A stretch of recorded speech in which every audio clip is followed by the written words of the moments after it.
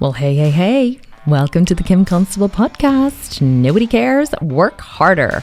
Let me tell you, you should be bloody thankful that I am actually here doing this podcast this week because I am fucking exhausted. I said to Ryan, oh my God, all right, I'm just going to go to the office and knock out this podcast. And he goes, really? And I was like, yep, it needs to be done. Can't let my listeners down. I've been a bit flaky with the podcast recently. So, and actually the fact that I came to the office and I'm knocking out this podcast at 7 p.m. on Wednesday evening, when I have been getting up at 4 a.m. every single day since Saturday to pull off the $1 Million Mentor launch, which is happening this Friday. We're relaunching the $1 Million Mentor program with a free 5-day challenge. And because we decided to do it so late in the day, because just the demand was so high, post-COVID, everybody kept asking, they wanted a business program. People just want to not be working anymore in an office. They want to be in control of their own time, and they really want to know my secrets to growing and scaling an online business. And so actually this podcast, you guys are like streets ahead of the game listening to this podcast, because a lot of the things that made me successful I actually talk about in this podcast. But so we're launching a free training this Friday. It opens for registration this Friday, and it's called How to Create, Run and Scale Your Own 7-Figure Online Business. And I'm literally going to break down over a 5-day training the exact steps that I took to build my business. So there's the wee plug for the 5-day challenge happening this week. Even if you never joined the $1 Million Mentor, we have 3 epic options this time. But even if you never joined it and you just did the 5-day challenge, you're going to learn so much information, because as you know, I'm a bloody good teacher, very modest as well, Kim.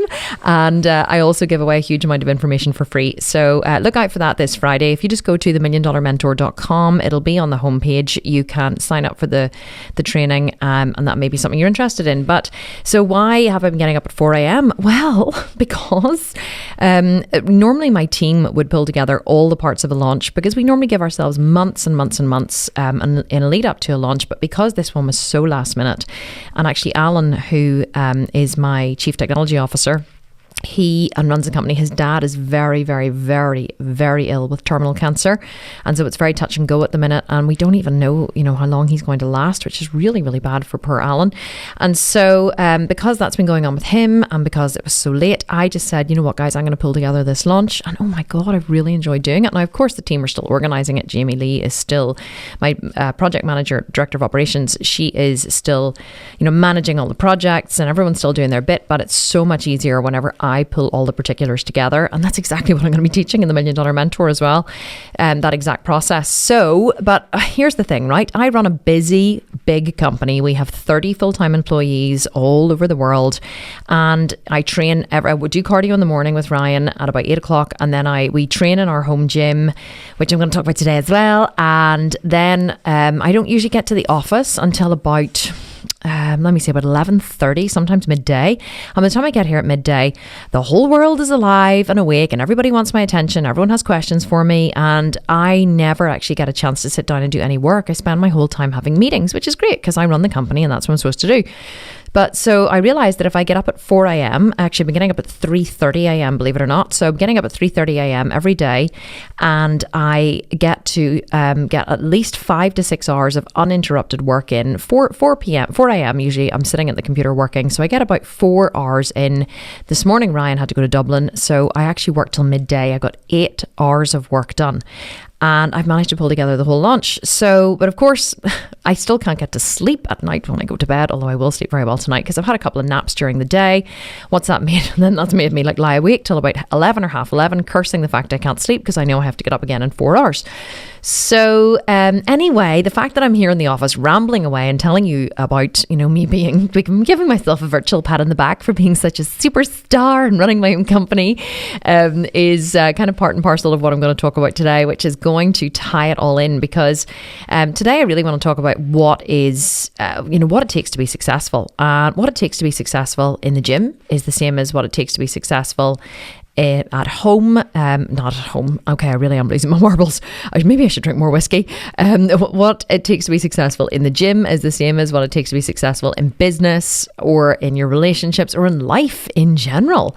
So I'm really going to talk today about what it takes to be successful. So whether you're listening for business purposes, whether you're listening for training purposes, or whether you just enjoy listening to me ramble on in your ear when you're doing a wee bit of cardio or walking your dog, I hope that you're going to get a lot from this episode because I think you're going to enjoy it. So before we get into the episode, I've just realized that the team were picking the winner of the podcast for this month, and I don't think anyone sent me through who the winner was, so I can't announce who the winner was.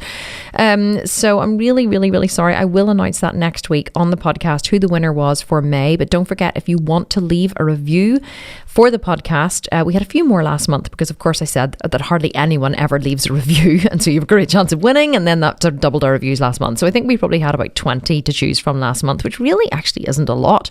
And we do choose from the best written 5-star review, by the way.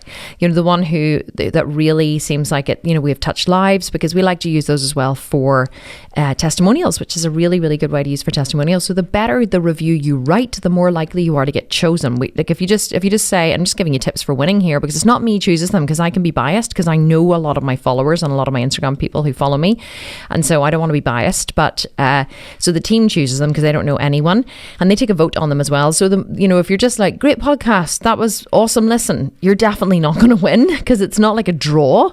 It's whoever writes the most heartfelt review gets, or the funniest or the quirkiest or whatever, gets the program or wins the program. So if you want to leave a review anywhere you listen to this, it's preferable for me if it's on iTunes. Take a screenshot of it before you post it, because you don't know where it disappears to once you posted it, and send it to me on Instagram at The Sculpted Vegan, and you could be with the chance of winning any of our Sculpted Vegan programs. Okay, so what does it take to be successful? Sometimes I find it hard to plan these episodes, and I kind of think, what am I going to say? What am I going to talk about? And then, of course, it always flows because I'm a real blabbermouth and I can just chat for hours about the biggest pile of shite. So today, though, is not one of those days. Today, even though I'm exhausted. Do you ever get whenever I'm not exhausted, actually, you know what? I feel on top of the world. I feel so purposeful. I have so much adrenaline. I feel like everything's flowing at the minute. And do you ever get like the harder you work, the easier it becomes? And definitely that's how I'm feeling at the minute. So this podcast episode really, really, really flowed for me. And I really want to break down, what does it take to be successful in the gym, or what does it take to be successful in business? Those are the two areas I've enjoyed. Well, actually, you know what? That's not true. I also have, in love and relationships, I have the most phenomenal relationship with my husband, Ryan, because excuse me, I just burped because we have worked so hard at our relationship. But today, okay, so how are we going to start? Well, let me tell you a story first. So last week, Brian and I went away to London. So I like to take my family away on vacations. Now that I'm filthy rich, I just love to spoil people, because that is part of the reason why I wanted to be really, really, really rich, was so I can buy people really nice stuff. So we like to take my family away on vacation. And because London had opened up, and even Belfast hadn't opened up yet, we've been on lockdown since Christmas.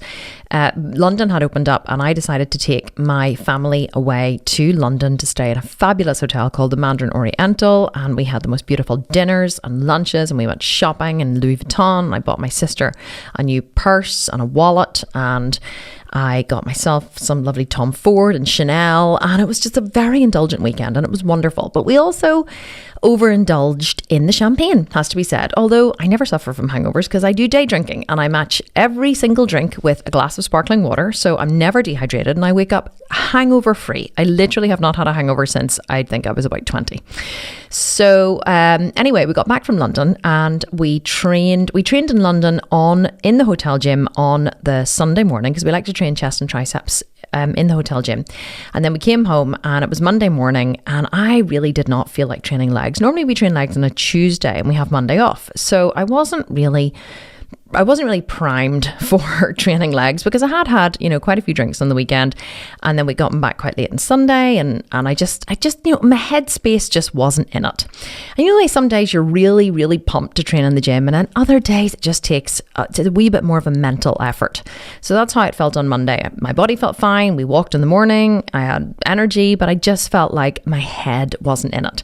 So anyway, Ryan came down, he says, right, we're training legs. This is after breakfast. And I was like, oh, fuck, are we training legs? And he goes, yeah, come on, I'm all ready. And I was like, really? And he goes, well, you don't have to. I can just go on ahead and train. And that's very much Ryan, right? It's very much a man thing. I was like, no, you're not going to go and train without me. Don't be daft. And I said, okay, that's fine, we'll train. So anyway, dragged my sorry ass into the gym. And I thought, I know once I get going, I'll be fine, because that is what happens. You know, you never want to train. And then once you get in there and you get going, you're fine. They always say the hardest part of going to the gym is actually getting there. So I went into the gym. We did our first set of leg extensions, and I, you know, maxed out, went to full stack and leg extensions, worked really, really hard. And then it was into squats. And I've been pushing up in my free bar squat weight because I don't have my Smith machine in my new gym yet. We converted our garage into a gym, and a beautiful, fully equipped gym. It's absolutely fucking epic. Like, it cost me $75,000, not even joking. So it's an absolutely phenomenal space. And but I haven't got my Smith machine yet. So we were doing free bar squats.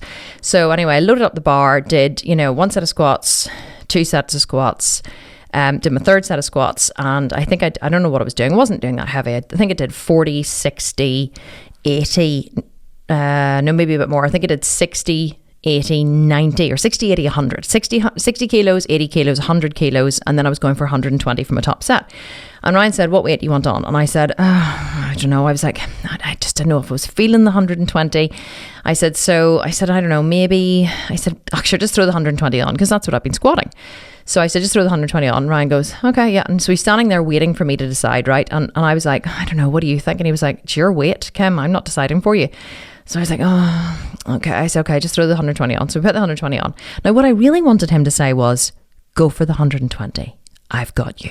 That's all I wanted, right? Because that's what Mark would have said. Mark would have said, sure, what's the worst that can happen? Mark would drop the fucking bar. No, you're all right. Sure, I've got you. You're not going to drop it. You're totally okay. Come on, you'll be fine. 6 reps. Just 6 reps and you'll be grand. Mark, whenever I'm not feeling strong, Mark will be my strength, right? And that's just the way I train.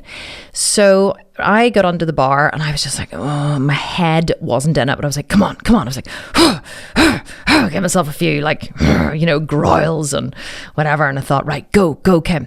So anyway, Ryan stood in behind me to spot me, and I inhaled, sucked up my smoothie through my straw using my vagina, pulled my navel to my spine, locked on my TVA and my transverse abdominis, and I lowered, and I was like, oh, I just wasn't really feeling, I thought, I don't want to go to full depth, because what if Ryan doesn't, what if I have like a failure point at the bottom and it goes into my back? I'm always afraid of hurting my back in free bar squats. And I went to parallel, but not below parallel, and went back up. And then I went to parallel again, and then went back up again. So Ryan is behind me, silently spotting me. So I go to 4 reps and I think, fuck, this is hard. So then I went to 5 and I pushed up. He's still not spotting me. He has his hands on my shoulders, but he doesn't need to give me any assistance. So then on the 6th rep, I went down, and he felt I had a wee sticking point at the bottom. So he kind of just pulled my shoulders back a little. So not lifting me up, just pulled my shoulders back to, and then I pushed all the way up, and I was like, oh, and I went, oh my God, I'm not feeling it today. And Ryan's still silent behind me. And I went, okay, 2 more reps. And Ryan's still standing silently behind me. And I went, no, do you know what? I can't do it. Boom. I said, I can't do it. And I racked the bar. And so Ryan steps away from me and sits down without saying a word. Okay. Now this is very Ryan. Ryan's not angry or punishing. He's not whatever. Ryan just trains very, very differently to me. And so anyway, I racked the bar, and then, you know, we started unloading the weights, and I thought to myself, oh my God, I'm going to cry. And I suddenly felt like the tears pricking the backs of my eyes. And I was like, I'm going to cry. And then, and so Ryan said to me, he goes, don't do deadlifts if you're not feeling it today. And I was like, no, I'm fine. And I was trying not to cry, because I didn't want to be a fucking crybaby in the gym, right? I didn't want him to go, oh, sweetie, what's wrong? And then we were like, I just feel so sad today. Like, no, really? It's not fucking all about me. This is training session 2. So not that I'm afraid of crying. I'm not. I was just like, I didn't want I didn't want to make an issue out of it because it was my issue. So I started taking the weights off, and he took the weights off, and then he goes to me, are you sure? He said, you want to do deadlifts? I said, no, I'm fine, don't worry. And he was like, what's wrong? And I was like, nothing. And he was like, Kim, what's wrong? And I was like, nothing, please. I said, I'm totally okay, Ryan. I said, just give me a moment. I'm fine. I'll be fine. So then he comes over to me and he puts his hand on me, on my arm to hug me. And I went, no, don't hug me. Don't hug me. You'll just make me cry. And he went, what are you crying for? And then, of course, I burst into tears. Like, I don't know. I just feeling like I just can't even describe it. Of course, I started wailing in the middle of the gym. And he's like looking at me completely bewildered. Like, what the fuck are you crying for? It's like, I just don't know. It's just like, I just really... And I started trying to explain to him, right, what was wrong. I was like, really? I was like, and I just was like, why am I crying? But really what I wanted to shout at him was, I'm crying because you're not fucking there to support me. I need you there to support me whenever I need to be supported. I was struggling. I was emotionally struggling. And what I needed to fucking hear from you was, I got you. I'm here for you, babe. You don't need to worry. Come on, you've got two more. And you know why you've got two more? Because I'm right here with you. That's what I needed to hear. I needed him to be emotionally strong for me whenever I couldn't be emotionally strong for myself. But he couldn't even try that on, right? Why could he not try that on? Well, when I train, and I tried to explain to him, God bless his heart, and he really listened, and he was like, okay, I'm going to try and be better, and if you can just give me the rule. I was like, I can't give you a fucking rule. It's not a rule. I need you to feel it. I need you to feel when I need your support. He was like, I can't feel it. I don't even know what you're talking about. I was like, I'm going back to Mark. I'm going back to Lisburn to train with Mark. I can't deal with this shit in my training every day. So what's the point? What am I talking about? Well, when I train, right, when I do anything, I give it my all. I just cannot accept doing anything less than my all. Okay? I just can't. And so when I go into the gym to train, like, understand, I'm squatting. Like yesterday I dropped back in weight to go for full controlled depth yesterday, and actually it was brilliant. Ryan spotted me brilliantly because we had a really long conversation about it whenever we were walking, and we really tried on his side and my side. I even had to work this with my coach because it was such an issue for me. It wasn't such an issue, but I knew that if I was upset there might be an issue. And so whenever I train, I give it my all. And I this week I dropped back in weight, and I went back to 110 kilos. But Ryan is also squatting 110 kilos, right? We deadlifted 142.5 kilos. That's 320 pounds. So I'm squatting about 200 pounds. Or slightly more. I'm squatting 220. I'm squatting, oh God, I don't even know, 280 pounds. I think about 260, 280 pounds. And I'm deadlifting like 320 pounds, okay? But Ryan is too. And Ryan is a man. And he weighs 20 kilos, which is 42 pounds, I think, or more than 50 pounds. I just can't do the calculations. He is like around 40 pounds, more than that, 45 pounds heavier than me.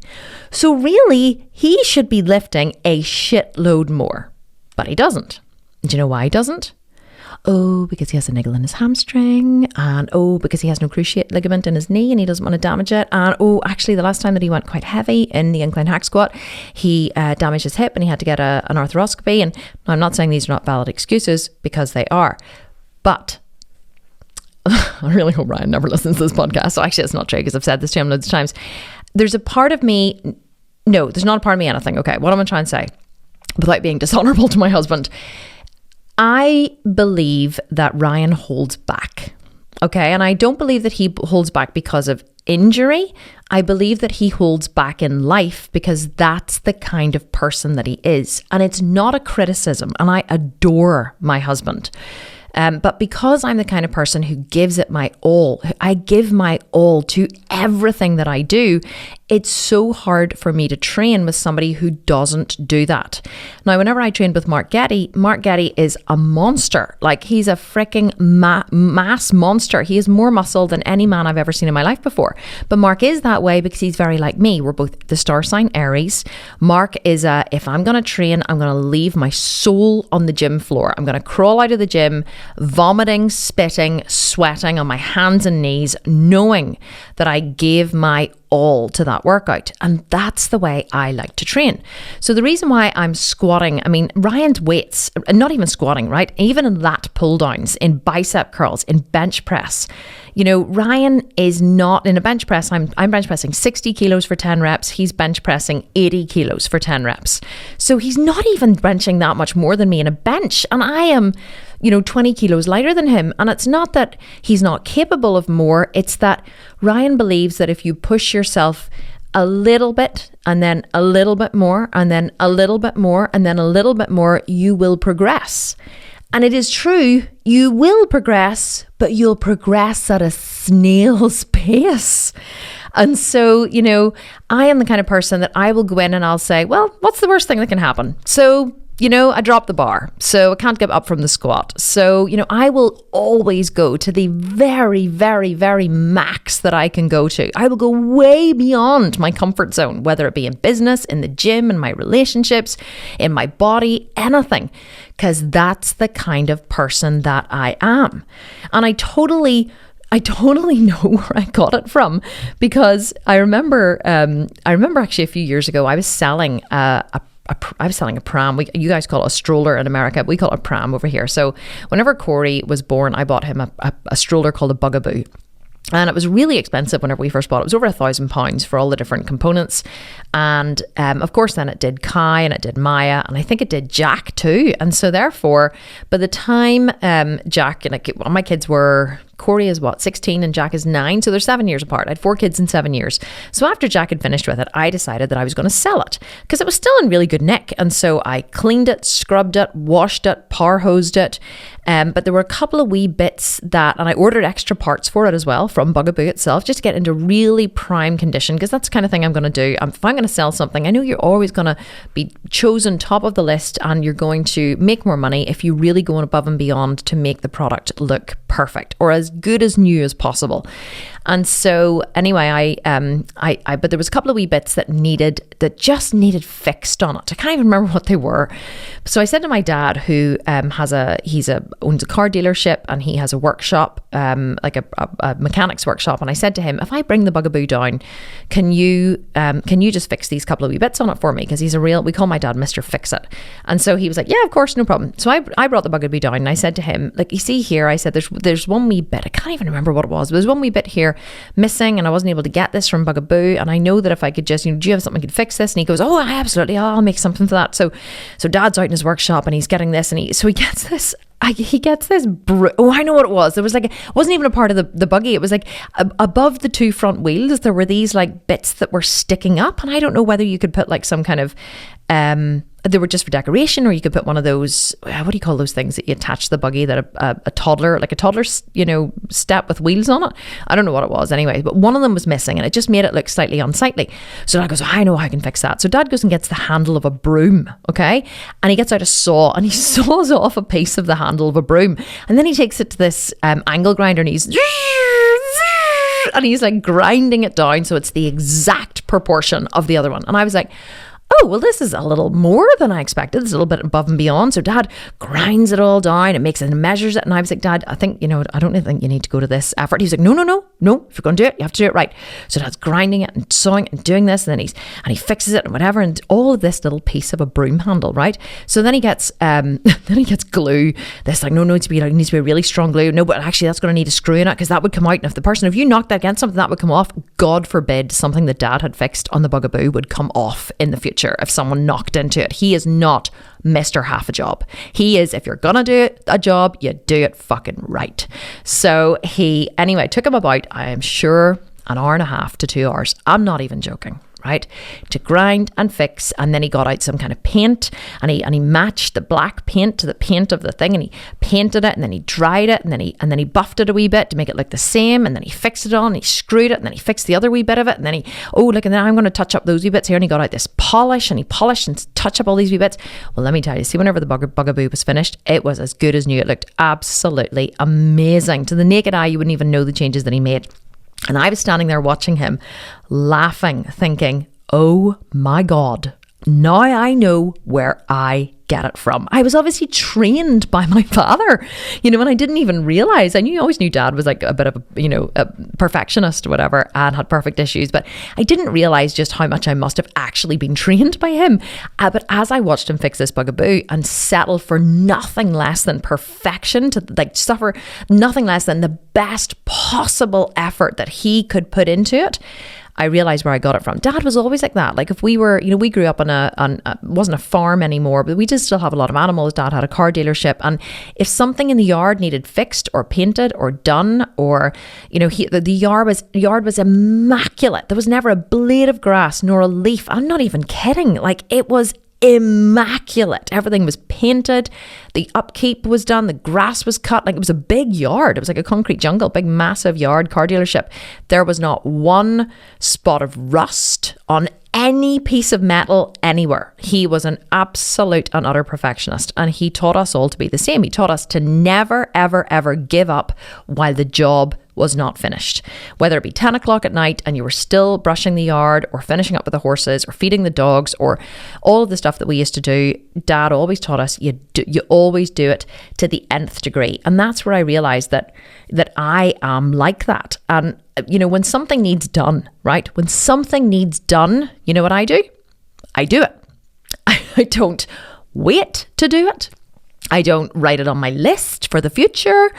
I do it. Like I use voice notes on my phone continually. Susie is my wonderful, beautiful executive assistant.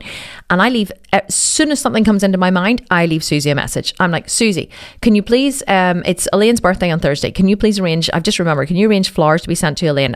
There's something else, but I can't remember what it was. And then I go, oh, right, okay. Remember what it was. Can you please arrange for blah, blah, blah, blah. And I just, anything that I need to be arranged by Susie, I just voice note it off to her immediately and it gets done. Now, before, you're probably going, oh, well, that's all very well for you, but we don't all have assistants to do all of our shit for us. Well, listen, totally get it, but I didn't have a fucking assistant a few years ago either, and I was still this way. But the reason why I'm hyper efficient now and get so much shit done, there's a lot of swearing in this podcast today, isn't there? But the reason why I get so much done is because I have this trait.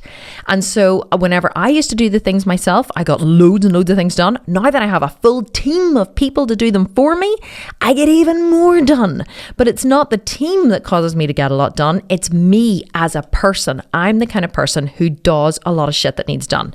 Do you know what Ryan does whenever something needs done? This sounds like I'm slagging Ryan off here, and I'm not. I'm just using it as a comparison because they always say opposites attract and we're very different people.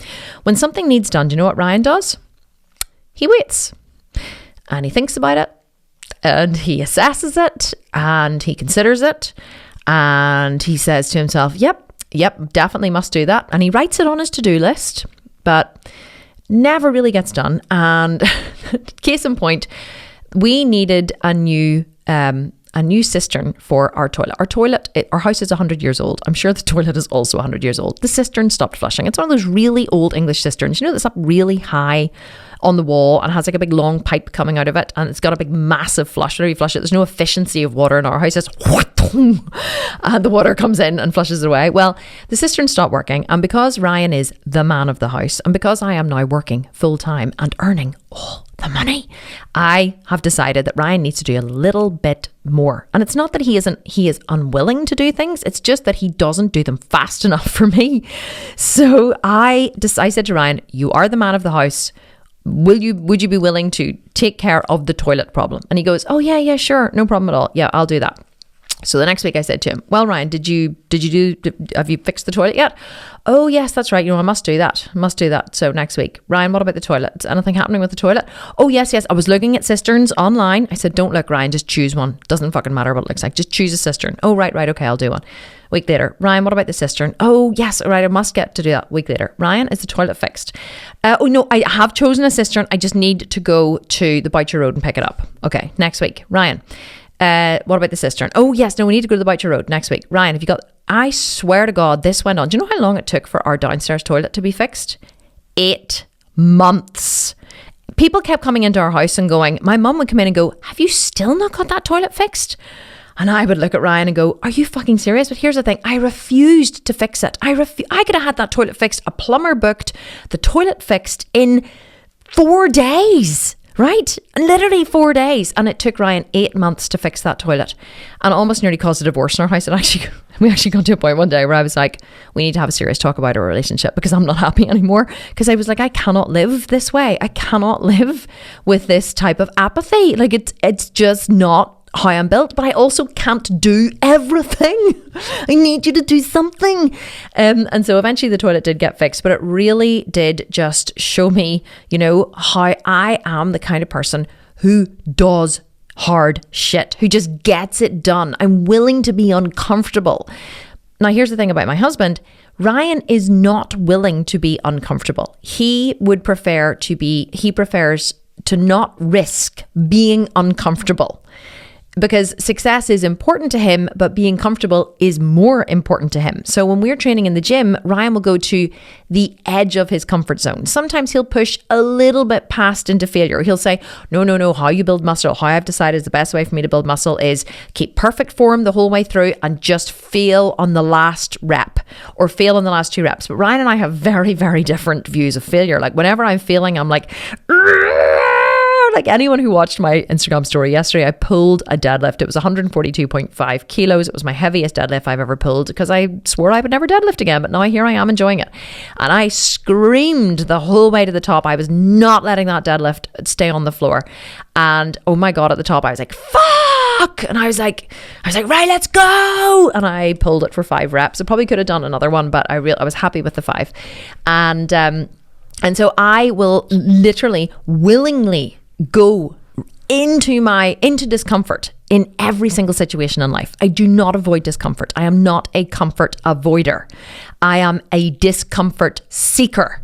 But most people, and I would say 80% of the world is like this, most people are discomfort avoiders, which means that they will get a little bit uncomfortable. Just a little bit uncomfortable. You see this all the time with people starting and growing online businesses. They'll say to me, oh my God, right, what do you need to do to be successful? And I'll say, well, here are your numbers. You will sell 2% of registrations, which means if you have a 997 product, you're going to sell 2% of registrations, which means that if you register 1,000 people, you're going to make 20 sales, right? You're going to make $20,000. So you can spend $10,000 comfortably on ads to get those 1,000 people to make $20,000, because then you've got a $10,000 profit. And they go, $10,000 on ads? And I go, yep. And they go, oh, but I don't have that kind of money. And I'm like, I know, but 2%, you'll always sell 2%. If you do everything correctly, like I've told you, you'll sell 2%. And they go, I said, so you're making $20,000 anyway. So you're still in profit. And then you use that money to reinvest and grow. And they go, oh, okay, right, okay. So then I say to them, oh, how was your launch? And they go, it wasn't really very good. I only had 2 people sign up. I'm like, only 2? And I say, how many people did you have register for your challenge? Well, only like 100. I'm like, oh, well, why do you only get 100? Oh, because I was afraid to spend that money on Facebook ads. And so, and I said, well, how much did you spend? Oh, just under 1,000. I'm like, okay, so you did really well. You spent £1,000. You got 1,000, or you got 100 registrants. That's normal. And you sold 2%. So you sold 2. So exactly what I told you was true. You sold 2%. Had you spent 10,000, you would have got 20, you would have got 2,000 registrants, or whatever the numbers were, and you would have sold far more. But people don't want to risk. Okay. They push to like, oh, what would I be comfortable spending on Facebook ads? And they go, oh, 1,000 is all I'm comfortable spending. You know what I did whenever I ran my first launch? I said to myself, how much can I afford to lose? I didn't have any money, but I was like, how much can I afford to put on a credit card to fund this launch and still be able to pay it back, even if I didn't make a penny? And I knew that it would take me a long time to pay it back, but I was like, how much can I afford to spend? I realized I could afford to spend $14,000, which was about £10,000, $14,000. And so that's how I made my decision. It wasn't what feels comfortable for me, because what felt comfortable whenever I was doing my first launch was zero, fucking nothing. I was terrified. But I spent £10,000. I made $52,000. So I spent $14,000 and I made $52,000. And so my hypothesis was correct, because I had run the numbers. I'd done the math. I know that sales is just a game of math. And I knew that I would do anything that it took to sell in those webinars. And I made $52,000. So, and I'm not saying that you shouldn't be cautious with money, you should, but what I'm saying is possibly your cautiousness is the thing that's holding you back from being successful, whether that is in business or whether that is in life. And you can train yourself to be this way. You really can train yourself to be this way. And if you take a risk and now suddenly you're hyperventilating, well, just be present with yourself and be like, oh my God, I'm fucking hyperventilating. I take risks in business all the time. But I guess for me, what I have is I have this inbuilt determination, this inbuilt belief in myself that I can get myself out of sticky situations. But do you know why I believe I can get myself out of sticky situations? Because I've gotten myself out of some fucking seriously sticky situations in the past. So I have a lot of data.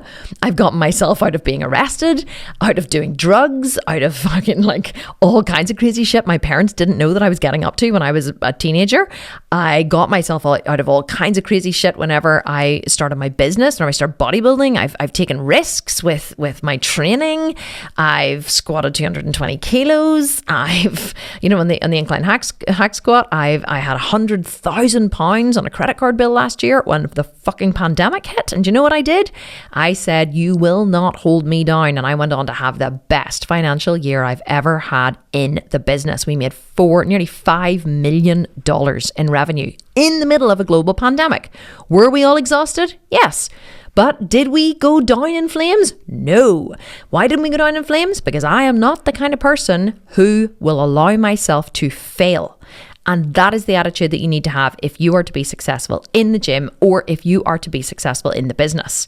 Because the kind of person you are or the kind of person you train yourself to be will determine the level of success that you have. If you just go a little bit out of your comfort zone and then a little bit more and then a little bit more and then a little bit more, you will never ever see any kind of measurable success. You may die or retire before you ever see $1 million or you ever see, melon crushing thighs or the spectacular body that you have dreamed of. If you're in your 50s listening to this and you are just going a little bit more and a little bit more and a little bit more, sister, you ain't ever getting fucking shredded before you're like in your grave. You're really not getting jacked, especially if you're in your 50s, right? It's going to take you far too long. It took me 5 years to get completely jacked. And I've just described you the kind of person I am. I leave my soul on the floor. If you only put in a quarter of the effort I'm putting in, you're going to get a quarter of the results. You know what 5 is a quarter of? 20. You're going to be in your 70s by the time you see my kind of success, because most people will never ever do what I do in the gym or in business. And you know who I recognized has this trait actually? My son Kai, who is really my nemesis. I've talked about him on this podcast before. I adore him, but holy shit, he has been a difficult, individuating teenager up until about the age of 14. But something happened recently, and here's what happened, right? Kai decided to go back to school. And all of my kids, I have to be honest, I really did feel like a bit of a failure as a mother. I was like, I really feel like I failed my child that he wants to go to school. No, I'm only joking. I really didn't. But I was a bit disgusted. I was like, really? This is I'm going to have to fucking do homework and shit with, and pick you up. I'm far too busy to be picking you up and dropping you off from school. And he was like, no, it's fine. I'll walk. And no, it's fine. I'll figure it out. And I said, no, of course, son, if you want to go to school, it's actually me suggested it. Actually, I'm kind of saying all this in jest. I didn't really want him to go to school because it's inconvenient. And I don't really believe school teaches you anything worthwhile. But he wanted to go, and he wanted to go and, make more friends and be more sociable. And he has decided that learning is beneficial to him, even the kind of learning they do in school. And he wanted to go. So I'm here to support whatever it is my children want to do. So off he went to school. Now, what I have realized about Kai is he is so like me. He has all the traits that I have. He is disciplined and persistent, and he is absolutely OCD. And here's what happened. He only started school 2 weeks ago. 2 weeks ago at the time of this recording. And within 2 weeks, his teacher told me that he is at the same level in mathematics as the rest of his class. And Kai has never taken a mathematics lesson in his entire life. The headmaster called to have a chat with me, as they do, after the first couple of weeks. How's Kai settling in? Is he enjoying it? Whatever. And he said to me, has he ever had a mathematics class? You said he hasn't had any formal schooling. And I said, no, he's never had any formal schooling. And he said, well, he's picked it up exceptionally quickly. And I said, well, he's been very, very persistent in his efforts. And of course, I came home the other night and he was like, can you help me with my homework? And I said, yeah, well, what is it? And he goes, oh, it's fractions. It was adding and subtracting and multiplying fractions. I was like, oh my dear God almighty, I don't even fucking remember what a fraction is, never mind how to subtract it and multiply it and whatever. So I sat down, I said, right, Kai, let's go. Google, teach me how to multiply fractions. So Kai and I sat there from 9 p.m. till 11 p.m., which nearly killed me because I knew I was having to get up at 3:30. So we sat there from 9 till 11 p.m. and Google taught us how to add, subtract, and multiply and divide fractions. And we realized there's really just a formula for each of them. And once you learn the formula, it's really simple. And so we did that. And then he was doing quadratic equations and areas of triangles and all this kind of stuff. We didn't do all that night, but that's what he's been doing since. And Kai has literally, through Google and textbooks or however, mostly through Google, because we call it the University of YouTube. You can learn anything from YouTube. So YouTube and Google have basically taught Kai high school math in under 2 weeks. Why? Because he's persistent, he's disciplined, he's determined, and he wants it. He sees the benefit of it and how it's going to help him, and he wants it. And he's been staying up every night studying until 11 or midnight. We have no bedtimes in our house. Our children always choose when they go to bed and when they get up. We've never had arbitrary rules of bedtime. So he stays up to whatever time suits him, 11 or 12. Every morning he is out of bed. I hear his alarm go off at 7:30 a.m. This morning he got up at 7 a.m. because he had some homework that he wanted to study before he went into school. So every morning he gets himself out of bed, he gets himself to the kitchen, he makes himself his lunch, even though we have a private chef. And I always say, Lee will make your lunch. He says, no, it's fine. I want to make it myself. And he has literally done more in the last 2 weeks, more socializing with his friends, schoolwork. He plays tennis, has private tennis lessons twice a week. He has personal training twice a week. He's only 14. All my kids do. And he does Chinese lessons twice a week. So he's moved his Chinese lessons to the evening. He now does them from 8 to 10 p.m. twice a week. And he has been the most focused and disciplined child I think I've ever met. Now, why is he this way? Well, of course, he probably has a little bit of this naturally. He's not an Aries, actually, like me. He's a Taurus, but he probably has a little bit of this naturally anyway, because Corey, his eldest brother, is so like Ryan. Corey's very, very disciplined and focused, but only on the things he kind of enjoys. And so therefore, whereas Kai is much, much more like me. But why is he this way? Well, of course, some of it is nature. But one of the things I've always allowed my children to do is to get uncomfortable. Okay. And Kai was getting more and more and more and more uncomfortable with being homeschooled. And we've never homeschooled our kids. We've never done any formal curriculum with them whatsoever. None, not one single lesson, any child ever. And so, but Kai was getting to the point where he went through kind of an awkward stage where he didn't want to go to volleyball and he didn't want to, see any other friends or kids, apart from like one or two close friends that he had. And he didn't want to go to school and he didn't want to do this. So he went through this stage where he got really, really, really uncomfortable. And he was always saying, I'm so bored, there's nothing to do. And I was like, Kai, you are a 14-year-old boy and you are perfectly capable of entertaining yourself. I have to work. I have to work to provide for this family and I cannot provide you with entertainment all day. That is your responsibility. And so I allowed him to get bored and he got more and more and more shitty and shirty and he occupied himself by being mean to me and I just let him be mean to me. I didn't let him actually. I was like, it's not acceptable. Don't do that. But I could see him getting more and more and more and more uncomfortable. And I was like, please God, let him get so uncomfortable that he is forced to change, because nothing I suggested was going to change and I wasn't going to force him to do something against his will, because if I forced him to go to school or forced him to go to clubs or do something against his will, then he was just going to get defiant. But whenever a child is individuating, they're already defiant. So you don't want to give them anything else to defy. So anything Kai wanted, I was like, sure, sweetheart, no problem at all. Sure, whatever you want. Absolutely. Yep. You want to do that? Absolutely. As much as I could, I said yes. Until I realized sometimes he was just playing with me because he just wanted to entertain himself. And then I realized what was going on and I said no. So anyway, I was like, please God, you let him get so uncomfortable that he wants to change. And it happened one day. He came to me and he said, because I kept saying, why don't you go to school? And he was like, I don't want to go to school. I'm not going to school. What if I got there and I didn't like it? And I was like, well, if you got there and you didn't like it, I said, you can go and try it. Why don't you just go and try it for a couple of weeks? I said, I'm sure they won't make you stay if you don't like it after a couple of weeks. So anyway, it literally got to the point where he was so lonely and so uncomfortable and so bored that he came to me one day and he said, I want to go to school. I said, great, let's enroll you in school. So we did.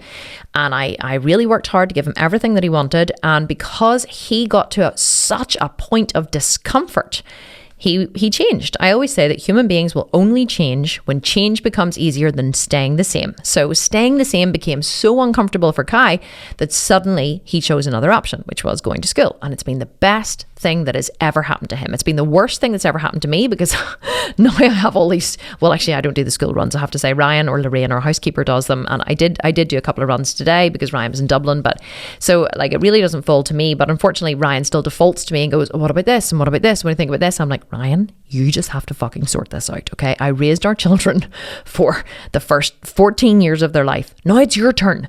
So but anyway, it's been really good. But why? So what is the point in this? So my point in this very long-winded story is that I've raised all my kids to believe that they can take care of themselves. I've raised them all to believe they can take care of themselves. If they want something, they can learn it, they can find it, they can research it, or they can work for it. I stopped brushing my children's teeth and putting them to bed whenever they were about 6. Jack is 9. He's been putting himself to bed at whatever time he wants to go to bed from he was 6 years old. He brushes his teeth, he baths himself, he goes to the kitchen, he gets cereal. Ryan and I have been going to bed before our children for the last 3 to 4 years.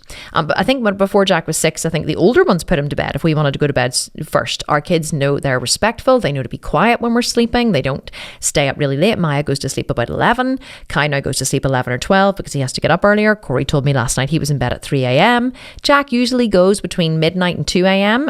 Except whenever he has something on the next day, and then he goes earlier. But they choose their own bedtimes. They recognize when they feel tired. They know how to research things because they have a lot of time for self-reflection. They're not constantly busy and being moved from here to here to here to here, from sports activity to after school club to class to whatever. They have a lot of time for meditation and reflection. They have a lot of time to figure out what's important to them and what they like. And they have the time and the resources to go and get the answers to the questions that they have. So they are great researchers. They know where to go to find the answers to problems. They are solution finders. All of them, every single one of them. And so that is why Kai has been able to integrate into school so quickly, because we have brought our kids up to go and find solutions to their problem, to understand that if they have a problem, they can solve the problem. And usually you can solve it with a little bit of grit, hard work, and determination, okay? Not through forced chores or forced earning. I've never made my kids earn their pocket money. We just give them 20 quid a week each, 20 pounds a week each, pocket money. Every single one of them gets the same amount. It's a lot for some young children, but I always wanted to give them enough so they had enough to save and enough to spend. So they've managed their own money for years, and they all have hundreds of pounds in their bank accounts. They'll have their own bank accounts and cash cards. Even Jack, he has his own PayPal account, and he transfers his own money to himself every week. I don't transfer his pocket money. He goes into my PayPal account and he transfers his own money to his PayPal account from mine. He has all the passwords. That level of trust, when you give it to your children, is completely and utterly life-changing for them, because they learn from a very young age that they are in charge of their own lives. Do they make mistakes? Yes. Have I lost bank cards? Yes. Have I failed? Yes. Have they forgotten that they've transferred money before and spent it on something else and then I've been out of pocket? Yes. But what I do is I make them pay it back, or sometimes I don't, and I say, don't worry, honey, failure happens. I'm not going to punish you for it. It's totally okay. But we've raised them with really, really good standards in life, and we've given them autonomy over their own lives and their own freedom, which has caused them to be producers as adults. Now, what does this have to do with training in the gym? You're probably asking, because I am going to bring it back to training in the gym or to being successful, where I just wanted to kind of give you the points as to where, especially if you're a mother or a father listening to this, that you can really apply these principles with your own children. The more freedom you can give your children, the less control you exert over them, and the less you punish them and make them bad for their choices or for the mistakes they make or the failures that they have, the better adults you're going to raise. You're going to raise purposeful, joyful, disciplined adults who know that they can be producers in their own lives. And that's what I'm seeing now as my boys are getting into their teens. Maya's 11. they are the most incredible children. It's not just me says it. People say it to me constantly. Maya's just started riding lessons she has her own pony. She has done for years. She's going to start competing in 3-day eventing. And so, not 3-day eventing, just eventing actually. And so I got her this incredible event rider as a teacher. And she said to me last night, I have never taught a child like Maya. And I said, in what way? She said, she really listens. She listens. She's not defiant. She doesn't say, I can't or I won't. She doesn't, try and wrestle with me to have her own way or to get out of doing things. She said, I've never taught a homeschooled child before, and I can tell you the difference is absolutely and utterly palpable. And I said, really? And she said, no, honestly, you have no idea. She said, every child I teach is just difficult. And it's consistent. The behaviors are consistent among them. And I said, well, you're an adult, and homes and school children generally have learned that adults want to get them to do things that they don't want to do. And so they fight for their freedom and their autonomy. They're defiant, or they will push back as a default because they're constantly told what to do by their parents and by their school teachers. And so therefore, children develop this constant pushback as a default because they spend their lives being told what to do. My children have never spent their lives being told what to do. So they're not fearful of adults. And if an adult says, who they have, in a discipline that they want to do, like horse riding, and someone says, jump this, try this, do this, they're not going to say no. They're going to trust the person. Okay, well, I'm trusting that you are going to help me move towards my goal. And I don't think that you're putting me in danger. So I'm going to give it my best shot. And that's what they do, even at 11 years old.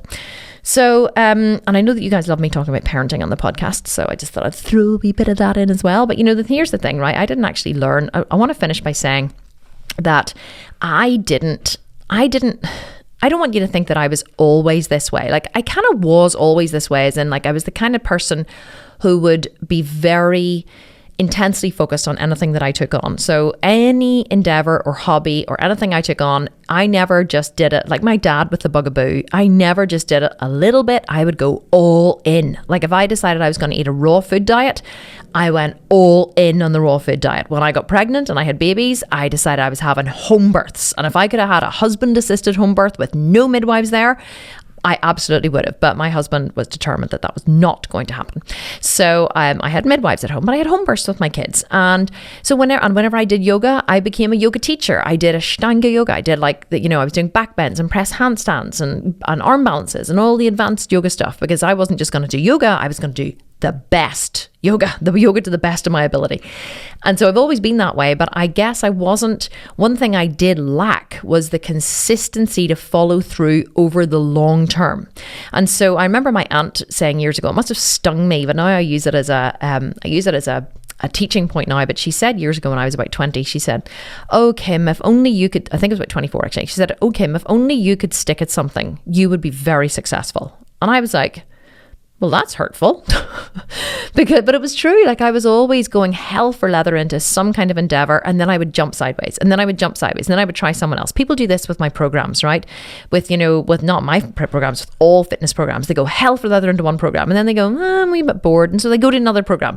Oh, this keto diet, this is going to be amazing. This is what's going to change my life. I'm finally going to get really thin. And then after a while, keto doesn't really suit me. So then they change again. Oh no, I'm doing acupuncture for weight loss, and this acupuncture is going to be amazing. And then I'm not really seeing the results of acupuncture, so I'm going to go over here. Oh no, I'm doing intermittent fasting. And you get the drift, right? So this is how people do business. This is how they do life. This is how they do fitness. But if you want to transform your levels of success, you have to be willing to take risks, like I was talking about in the beginning, to walk into discomfort, to not only walk into it, to embrace it, to love it, to accept it as the new reality in your journey to success.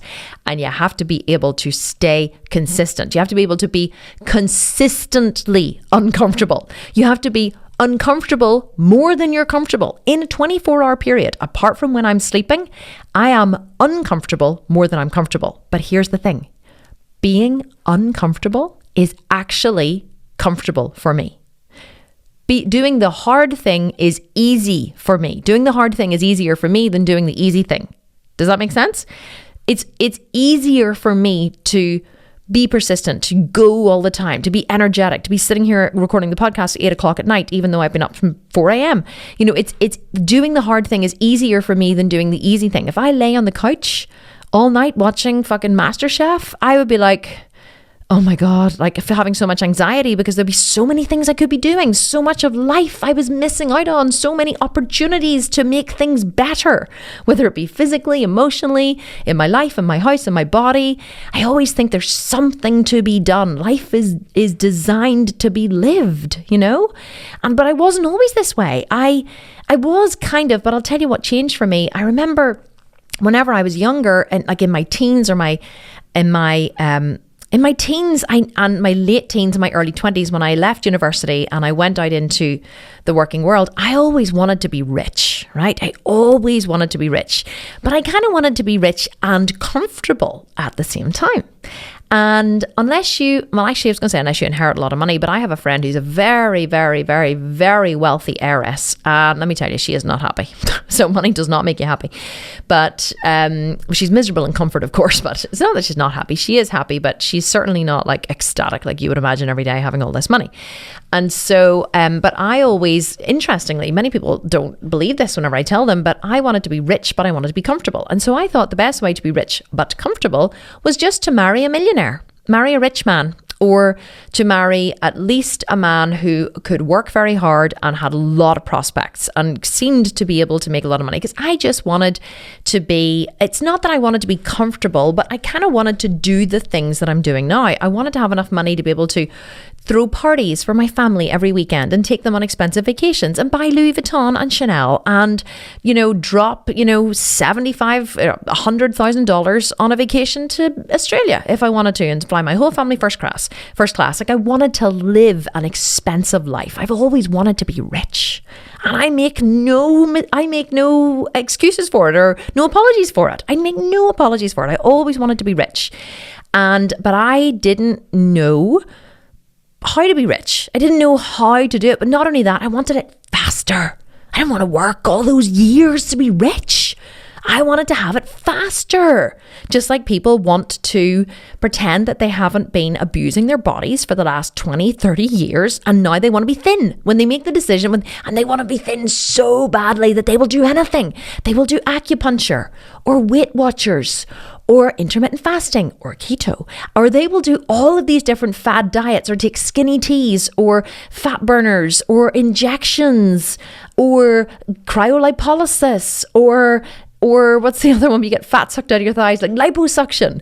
They will do all of these things for quick fixes because they know that actually what it will take to transform their body in the long term is a lot of fucking hard work over a long period of time. But nobody wants to do that. We all want the quick fix. We want it now. We want it fast. We want it quicker. We want it tomorrow. And we are impatient. And that is why there's a lot of fat, unhappy people in the world, because they're just not willing to work hard. But I understand it. And this is you. You're like, oh my God, she's talking about me. I don't judge you, because I was never that way with weight. But I was like this with money. I wanted to be rich. I promise I wanted to be rich. But I thought the best way to be rich was just to marry a rich man. And so I dated a lot of very rich men who were knobs, and I never wanted to marry any of them. And I realized that I really just could not marry for money. I had to marry for love. And so then I met Ryan, who was an ex-famous rugby player who had his own company, who had a lot of prospects. And I just fell head over heels in love with him. And so I was willing to compromise being super rich for a man with a very hot body who I absolutely loved and love even more this day. And so, but I always wanted to marry a rich man because I just kind of wanted to live a really nice life. I wanted to be a stay-at-home mom, and I wanted to meet the girls for coffee and, you know, and girls trips and nice family holidays and stay in nice hotels. I actually really wanted to be lazy, I guess. And I wanted to be like a wag, like a wealthy stay-at-home mum. And no, there's nothing wrong with that, by the way, but that is what I wanted. And so anyway, so years and years and years, I had this dream that one day a man would say to me, sweetheart, I never want you to return to work. I just want to take care of you. And then Ryan, one day, we were driving in the car and he said those magical words to me. I was pregnant with Corey. Unexpectedly, I got pregnant after 2 weeks. Trapped him. And so, sham marriage. We were traveling in the car and I was pregnant with Corey, and I can't remember, I was talking about something and Ryan said, Kim, I don't care if you never go back to work, because I was talking about when I go back to work, and I was like, really? The magic words. He said the magic words, and I went, really? And he goes, yeah, he goes like, my mum was always at home. He said, I would love for you to stay at home and raise our children. I would love nothing more than that. And I was like, oh my God, you're like the best thing that's ever happened to me. I can't believe that someone would ever say that to me. Like, I really thought that this was just like the best thing that had ever happened to me ever in the world. And I was so grateful. And so I marched joyously into being a stay-at-home mom, and we kept having babies and more babies. And Ryan's company grew, and he made some really good financial decisions. But Ryan does finances like Ryan does the gym. He takes a little bit of risk and a little bit of risk and a little bit of risk, and every risk is calculated and mitigated. And so therefore our finances grew in line with Ryan's comfort zone, right? He got a little bit uncomfortable and they grew a bit more, and a little bit more uncomfortable and they grew a little bit more. But after, I think, 10, what age was Corey when Jack was born? I'm trying to think. It was after Jack was born, which was 9 years ago. We were married in 2000. God, I can't remember now. We're married in 2010, I think. But we were together since 2005. We got together at the start of 2005. This is now 2021. So we're together, oh my God, I can't even count. What is that? 16 years? We're together 16 years. So 9 years ago, just after Jack was born, we were together 7 years. And I realized that Ryan was never going to be rich enough for me. Ryan, I realized, was not the kind of person who was going to make a shed load of money, which is what I thought he would do. And I was going to reap the rewards of it, because I was at home raising our 4 fucking children, like breaking my back raising our children, co-sleeping, breastfeeding, like doing all the cleaning, the cooking, the ironing, doing this. And he was out at work every day. And dear God, I wanted to see just a little bit more produce for all the effort I was putting in raising these children while he was out working. And so I realized one day that the cold water of reality washed over me, and I realized that Ryan was never, ever, ever going to provide me with the life that I wanted. And if I wanted to have more in my life than I currently had with Ryan, it was going to be up to me to create it. And I did. And so I started foraying into the world of online marketing after Jack was born 9 years ago. I was going to write a blog, and then that turned into writing an ebook. And then I did write a blog, and I started a website and started another website, and I watched webinars, and I found out about Pinterest, and I found out about Facebook, and I watched every single free webinar that existed in the world. And I read books, and I hired web designers, and I lost loads of money, and I made a little bit of money, and I lost even more money. And I learned about email marketing and Aweber, and I learned about the back end of websites and WordPress. And I just kept teaching and teaching and teaching and teaching myself, thinking that at least I'm moving forward. And I knew if I just kept searching, one day I would find the idea. And what I didn't realize was all of that work I did to learn about internet marketing, which never made me any money in itself. I was trying to start online businesses in the coaching sphere, but I wasn't a coach. I didn't know how to coach people into starting really successful businesses, and I wasn't a Facebook ads expert or nothing like that. So it was only as I started training as a vegan bodybuilder, quite accidentally, a few years later, that I was then able to launch the Sculpted Vegan, which grew, which launched in 2017. And within its first, so 18, 19, 20, 21, it'll be 4 years this October. So at the end of our financial year in 2020, our turnover was nearly 5 million. And I did that in 3.5 years. So in 3.5 years, we went from 0 to a 5 million turnover, and I did it all myself. I didn't borrow any money. I didn't get any, of course I got lots of help from people, but not really, only people that I hired.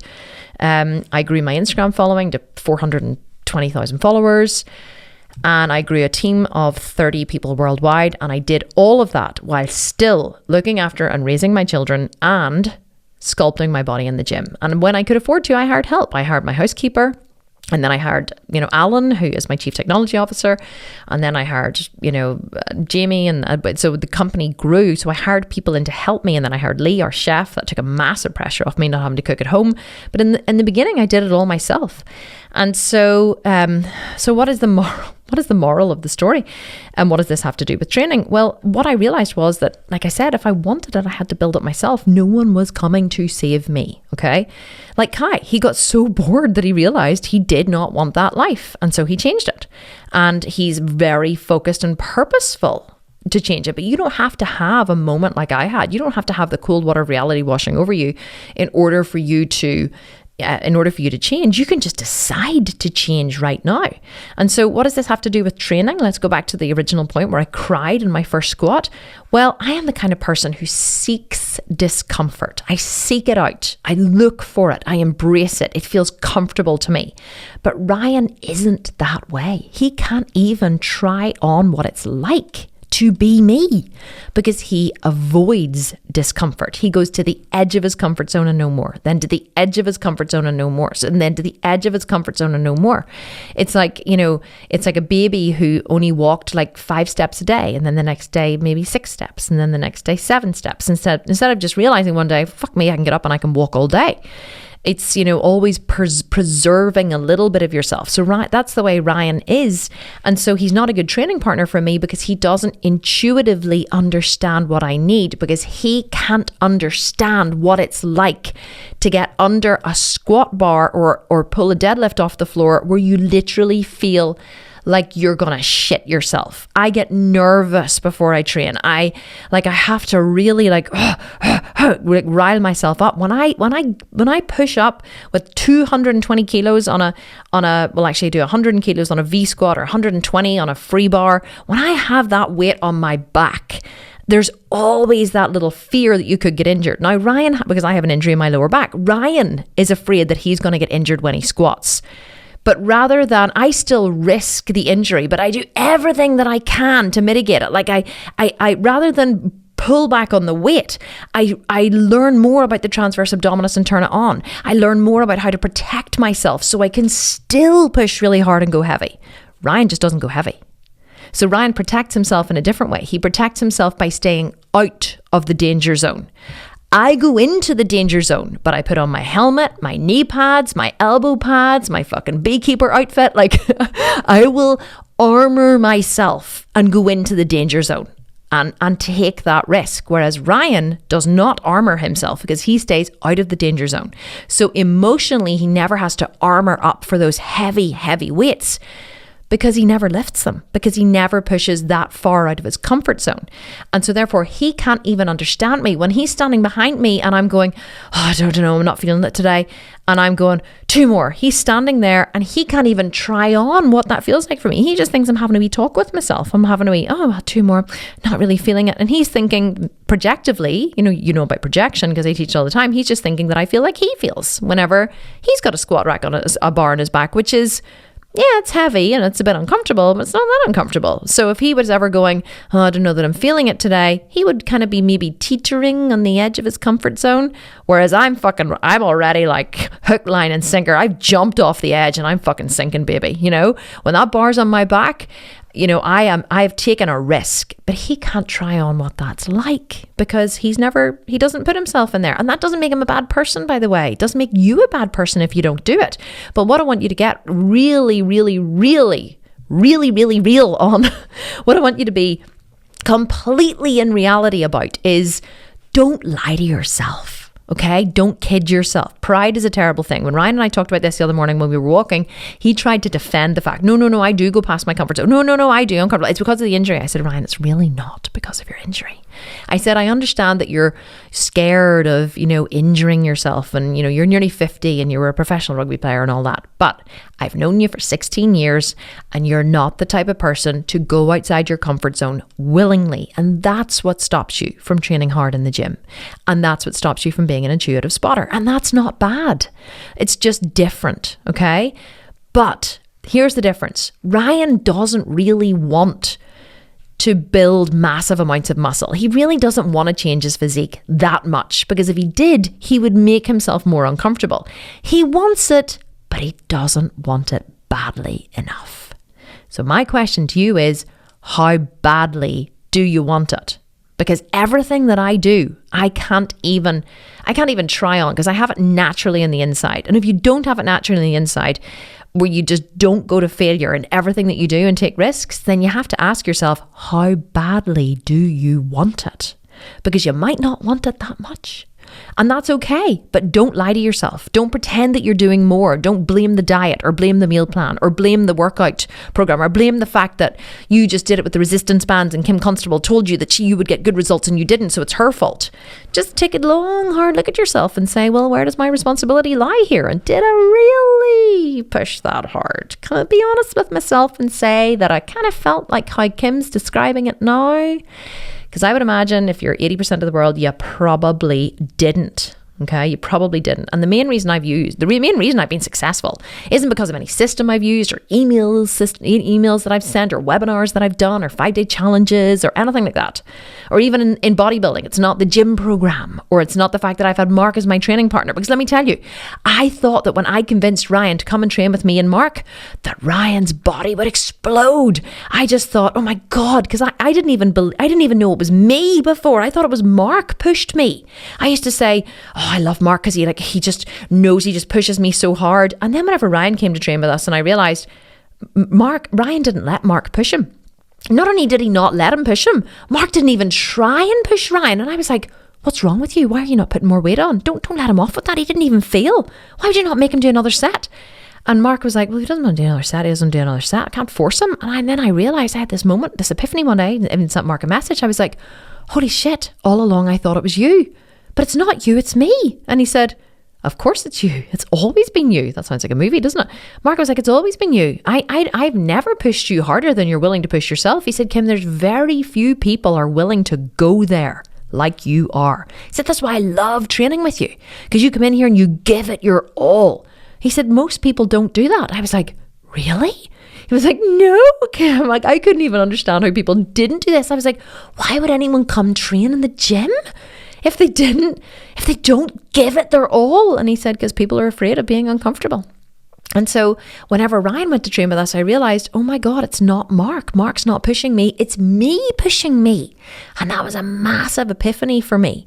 And so you have to get out of the fact of whether you're listening to this for a business reason or a personal reason or a bodybuilding reason, you have to stop kidding yourself that if you just figured out the right system, you'd get the results. If you just had the perfect supplement stack and the perfect workout, even if you had a PT, if you didn't have to train in your home gym and you had a professional gym to train in, or if you had a home gym like Kim Constable, or if you could just spend like a month with Kim Constable or 6 months, and actually that's going to be an option. I'm offering a 6-month mentorship program with me personally, with the $1 Million Mentor. But people say, oh, if I could only spend 6 months with Kim Constable, I'll have her success. If I can just learn her systems and meet her team and get her financials and all of her emails and her launch documents and figure out how she creates a program, I can have her success. No, you won't. 85% of people, 90% of people won't. You know why? Because it ain't the system that makes you successful. It's what you have on the inside. You have to get comfortable with being uncomfortable. You have to risk failing. And you have to seek discomfort and don't stop until you get it. I risk and I fail and I risk and I fail and I risk and I fail. And that is the reason why I'm successful. It isn't because of a system that I've used. It's because I'm not afraid of failure. And so to sum up this podcast, it actually got really long, but dear God, I've enjoyed recording it. You have to get comfortable with being uncomfortable. Right? Pushing a little bit and a little bit more and a little bit more makes the journey long and slow and frustrating. And you have to stop lying to yourself and pretending that you're doing more than you are. Most people just lie to themselves. I see it all the time in our programs. I see it in Buns and Guns at the minute.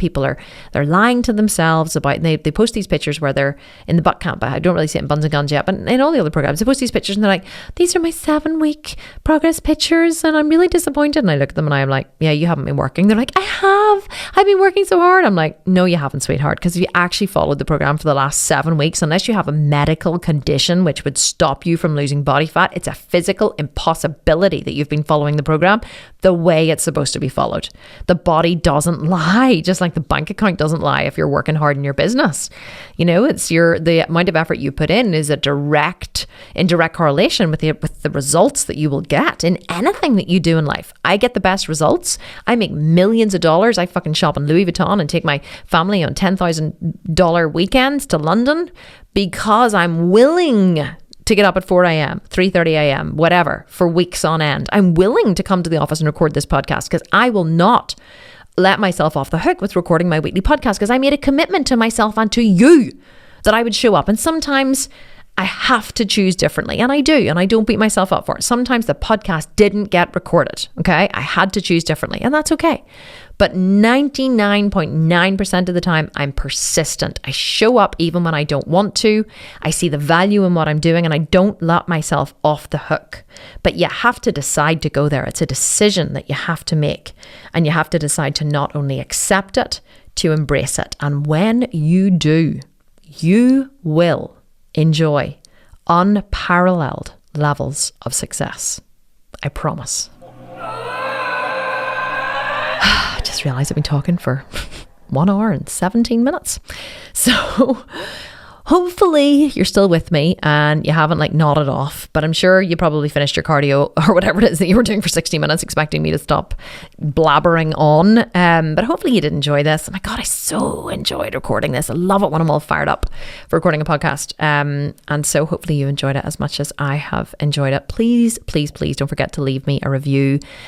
Or just, write something really lovely. I love reading the reviews. If you can take a moment, even if you don't want to win a program, if you can take a moment out of your day to write a review and send it to me and tell me what you enjoy about this podcast, because honestly, it gives me life reading your reviews. I love reading them because they get emailed through to me by iTunes every time they're left.